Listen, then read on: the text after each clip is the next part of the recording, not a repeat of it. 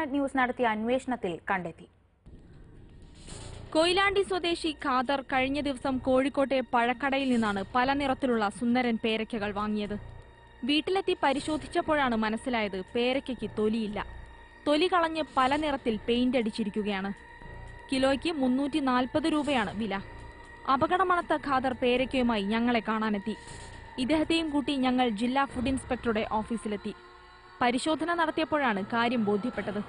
നിശ്ചിത അളവിൽ കൂടുതൽ ഉപയോഗിച്ചാൽ മാരകമായ പ്രത്യാഘാതങ്ങൾ ഉണ്ടാക്കാവുന്ന അന്നറ്റോ, സൺസെറ്റ് യെല്ലോ, FCF ബ്ലൂ എന്നീ രാസവസ്തുക്കളുടെ മിശ്രിതമാണ് ഈ പേരയ്ക്കയിൽ ഉപയോഗിച്ചിരിക്കുന്നത്. കടുത്ത നിറം കിട്ടാനായി പേരയ്ക്ക മണിക്കൂറുകളോളം ഈ രാസവസ്തുവിൽ മുക്കിയിട്ടതായും വ്യക്തമായി. യൂറോപ്യൻ യൂണിയനിലെ പല രാജ്യങ്ങളിലും നിരോധിക്കപ്പെട്ടതാണ് ഈ രാസവസ്തുക്കൾ. 3 നിറവും പച്ചയും വയലറ്റും ചുവപ്പും അതിന്റെ പുറത്തൂടെ കൃത്രിമ നിറങ്ങൾ പുരട്ടിയിട്ടുള്ളതാണെന്നാണ് കണ്ടെത്തിയിട്ടുള്ളത്. അതിന്റെ ആകർഷകത്വം വർദ്ധിപ്പിക്കുന്നതിനും ഒരു പുതുമ നൽകുന്നതിനും വേണ്ടിയാണ് അവർ ചെയ്തിട്ടുള്ളത്. പക്ഷേ ഇത് വളരെ ഗുരുതരമായ ഭവിഷ്യത്തുകൾ ഉണ്ടാക്കുന്നുണ്ട്. അലർജി ഉണ്ടാക്കാം. ഈ ഇത്രമാത്രം കൂടുതൽ നിറം ഒരിക്കലും ഒരു സാധാരണ മനുഷ്യന്റെ ഡൈജസ്റ്റീവ് സിസ്റ്റത്തിന് ഉൾക്കൊള്ളാനൊക്കില്ല. ദീർഘകാലാടിസ്ഥാനത്തിൽ നോക്കുമ്പോൾ ഇത് സ്ഥിരമായ ഉപയോഗം ക്യാൻസറിലേക്കാണ് സംശയിക്കുന്നത്.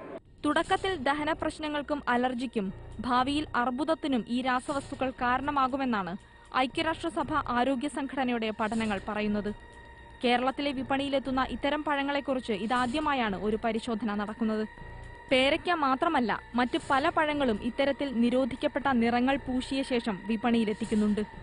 മോഹിപ്പിക്കുന്ന നിറങ്ങളിൽ വിപണിയിലെത്തുന്ന ഇത്തരം പഴങ്ങൾ ഗുരുതരമായ ആരോഗ്യ പ്രശ്നങ്ങളാണ് ഉണ്ടാക്കുക. വേണ്ടത്ര പരിശോധനയില്ലാതെയാണ് ഇത്തരം പഴങ്ങൾ വിപണിയിലെത്തുന്നത് എന്നതും ശ്രദ്ധേയമാണ്.